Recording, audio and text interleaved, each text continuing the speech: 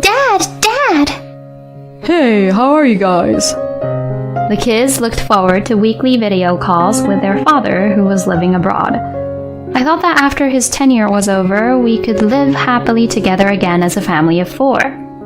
But my name is Michelle.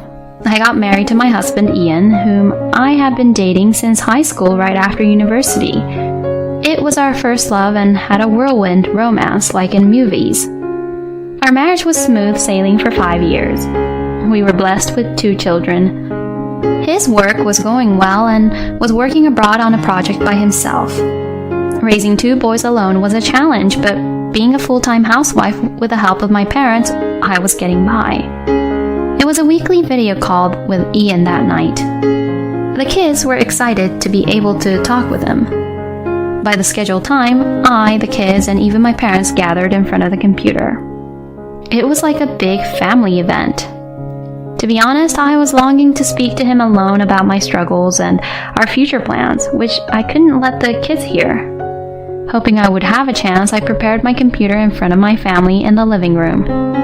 Hey, how are you kids? Have you been good boys? Ian smiled broadly when he saw their happy faces. He seemed to be well and looked the same as ever. The kids were busy talking non-stop about what they'd done and asked him when he would be back.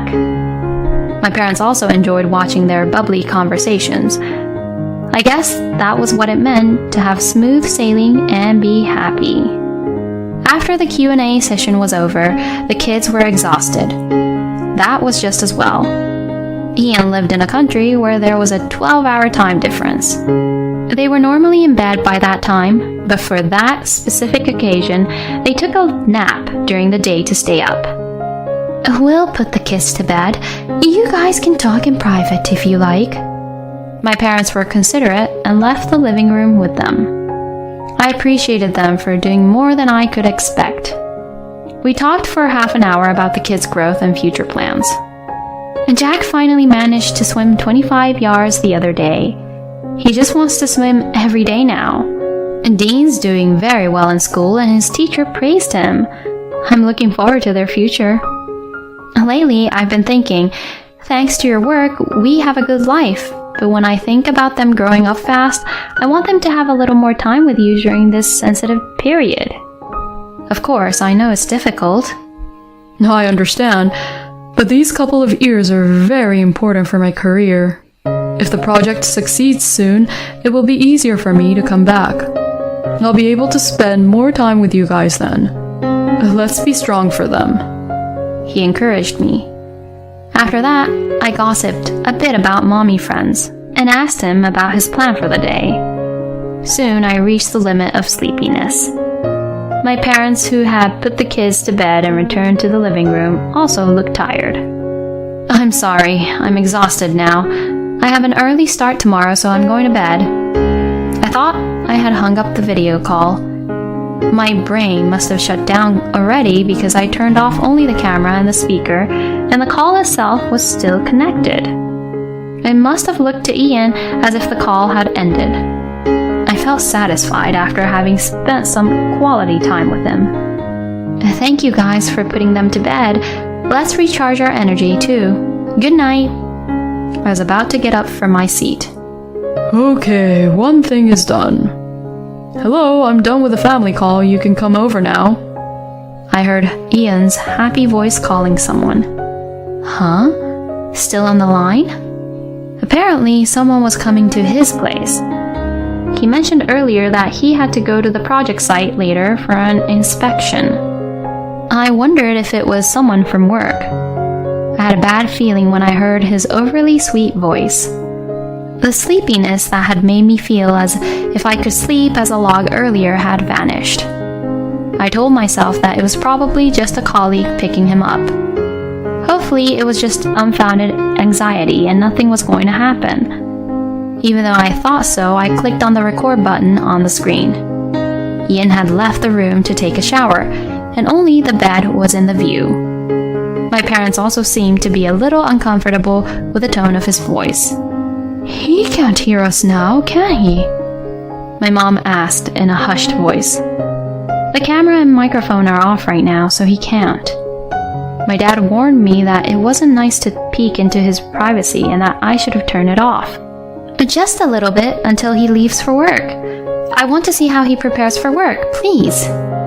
I persisted, and the three of us continued to watch the screen together.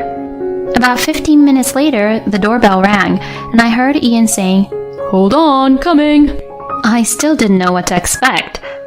And there was nothing wrong with taking a shower before going to work and having his colleague pick him up. I still couldn't help but feel uneasy and suspicious about his cheerful voice. I saw him get out of the shower and walk across the bedroom in his bathrobe. I thought to myself, oh no, it's finally happening.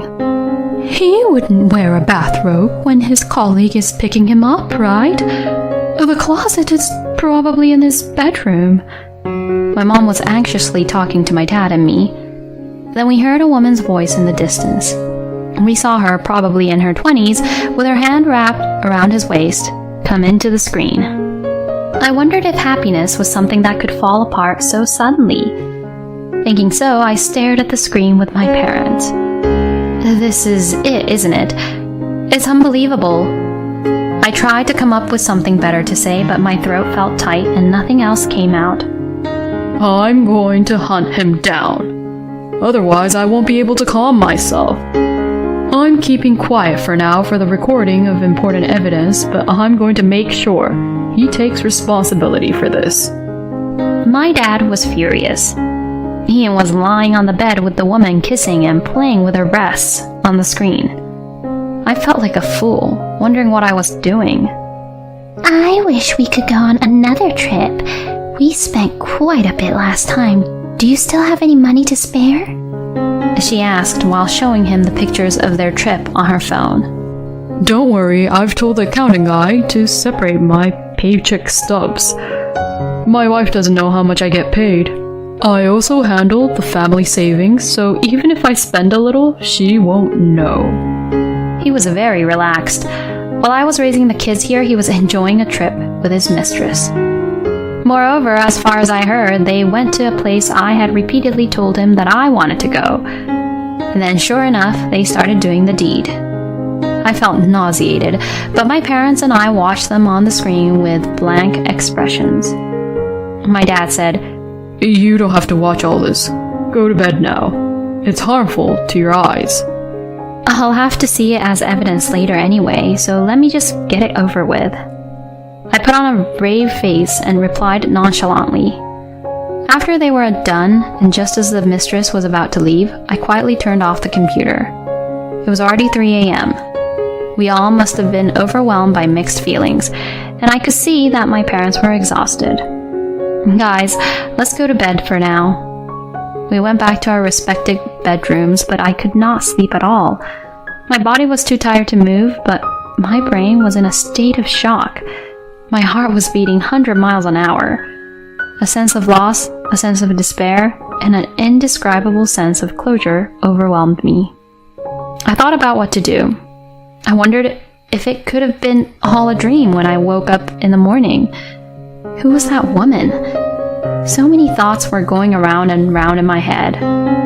As I was fighting the sick feeling and trying to regulate my breathing, the morning came. What's wrong, Mom? You don't look well. My kids were worried. Sorry, I was talking to your dad until late and didn't sleep much last night. I made up a little lie. Your mom is tired today. Nana and I will drop you guys off. My parents took over my task for me. Get well soon, Mom. Let's go. The encouragement from the pure and kind kids almost brought tears to my eyes. I tried hard not to cry and send them off with a smile. I needed to get some sleep. I couldn't think straight. I drank a glass of water and went back to the bedroom. Ian was supposed to come back in 2 months. I had to prepare as much as I could before then and protect my kids no matter what. I swore to myself as I fell asleep. I must have been more exhausted than I thought. I slept until my kids came back. Mom, wake up! Grandpa wanted takeout today, so we got a pizza. Hurry, hurry! Jack woke me up, and I staggered into the dining room. "Mommy, are you okay?" Dean looked at me worried. "Yes, I'm okay, thank you. I'm feeling much better seeing you boys. Did you have fun today?" I tickled them, pretending to be cheerful. "Stop it! No!" They were relieved to see me looking joyful. Seeing them happily play around, my parents also looked a little relieved. You can't fight a war on an empty stomach. As I ate my pizza, I thought about the future. First, I told myself to find out who the woman was, and then took a mental note to make an appointment with an attorney. There was no end to what I would have to do if I started thinking about custody, alimony, and so on. For the time being, I thought it would be best to consult an attorney. I didn't want to spread the rumors by consulting my friends. Fortunately, I was a housewife and had time during the day. After dinner, I put the kids to bed and called my parents into the living room. About yesterday, there's no point in dwelling on it. If I didn't have kids, I would have procrastinated. Strangely enough, when I thought about them, I became calm. "I need your help." Then, without a pause, my dad said, Of course. While you were sleeping, I called an attorney I used to know. I know him from when one of my friends was cheated on by his wife, he said proudly. I was very grateful, but I knew it was nothing to be proud of. I turned to look at my mom. "I will help you as much as I can. I trusted Ian so much, but he betrayed us. I wouldn't be satisfied if I didn't do anything." She readily agreed. I wasn't sure what she was planning, but she seemed to be enjoying the situation. I made an appointment with the attorney this weekend. Can you be there? My dad asked about my schedule, and my mom said, "Don't worry, I'll watch the kids." The next day, we started rolling. We had 2 months until Ian's visit. We wanted to settle everything before then. First, I checked all the SNS. It was surprisingly easy to find out about his mistress. She worked for the same company as him. She was a secretary at an overseas branch. I went to his company and explained the situation to his local boss to get his help. His boss was at first puzzled, but as soon as I showed him the video of the infidelity, he held his head in his hands. I am very sorry. I will share the situation with my supervisor and take the appropriate action. Next, we discussed filing for divorce, alimony, and the necessary information with the attorney. The video evidence of his infidelity alone was conclusive, and I also had a copy of the bank statement and contact information of the mistress. It was almost perfect, so I was told not to worry. Of course, I had to report it to my parents-in-law. At first, they denied the accusation and said I was making it up to get alimony. But as soon as I showed them the video, they fell quiet and apologized to me frantically. We are so sorry. We will do everything we can to help you. The most painful part was explaining the situation to my kids. I honestly didn't know what to tell them. If I lied and told them that he couldn't come home for a long time because of work, they would grow up looking forward to visiting him without question. I didn't want to do that. I made up my mind and told them. Your dad lied to me in a very unforgivable way. I'm very hurt. I can't live with him anymore when he comes back.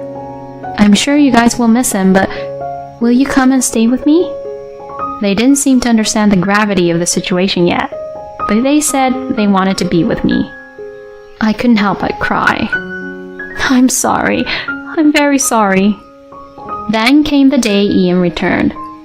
I told him that I had reserved a private room at a restaurant to welcome him home with the family. I waited for him with my parents, my in-laws, and his boss. As soon as he arrived at the restaurant, Is there anything you need to tell us? my father-in-law asked him, managing to suppress his anger. What's going on? Boss! All of you! What's this all about? He was flabbergasted by the situation. There's no point in keeping a secret. All I need is your signature. I slammed the divorce papers, alimony charge, and a letter of termination from his company. He was stunned and frozen, and my in-laws started yelling at him. I told him to speak to my attorney and left the restaurant with my parents. After that, I want to start over with you. It was wrong. I love only you with all my heart. his forgive me messages rolled in non-stop, so I told him to go through my attorney and blocked him. He staked out in front of my house a few times and tried to clear the path through my parents. He intentionally bumped into them and spoke to them in a strangely friendly manner. He tried various ways to get close to me, including talking to mutual acquaintances. Of course, I brushed them off. I called the police when he showed up at my house, and my parents completely ignored him. I told my friends the whole story and put the word out. He was completely isolated. I was told later that when I called the police, he got a little out of control. He was charged with assault and battery and joined the National Criminal Database. On the day of the court hearing, he asked to see the children at least once a month. When I asked him how dare he come to see them, he shrunk and fell silent. He did have the right to see them, so if they asked to see him, he was allowed to do so with me present for a limited time. Since he came back, he had been having a pretty spectacular time. He lost his family, was disowned by his parents, and was eventually laid off from his job. He was living on the edge while working part-time jobs to pay alimony. The salary he lied about and the savings, which were used up in the end, were used against him to make up a considerable amount of alimony. He also broke up with his mistress. He couldn't afford to pay child support, so his parents were paying on his behalf as a way of apology to their grandchildren. He was seeing the kids in the beginning, but as they got to the age when they understood what had happened, the less often they asked to see him. From the day I found out about his affair to the day of divorce passed like a storm. It's a funny story now. To be honest, I don't have an ounce of sympathy or sadness for him anymore, no matter where he is or what he's going through. As for me, I invested the alimony in stocks and was very successful. I was able to send my kids to college without any difficulties. Now that my kids are independent, I bought a small house in the countryside and I'm enjoying a slow life by myself. What I enjoy most now is seeing my adorable grandchildren. Although it's not a convenient place like the city with everything you need, it has a lot of nature, clean air, and a very pleasant community. I don't have a lot of reasons to go to the city, so I'm satisfied with this tranquil place. I have a family who loves me very much. My sons come to visit me with their families during the summer vacation. I spend my days thinking, I'll never want to give up this happiness.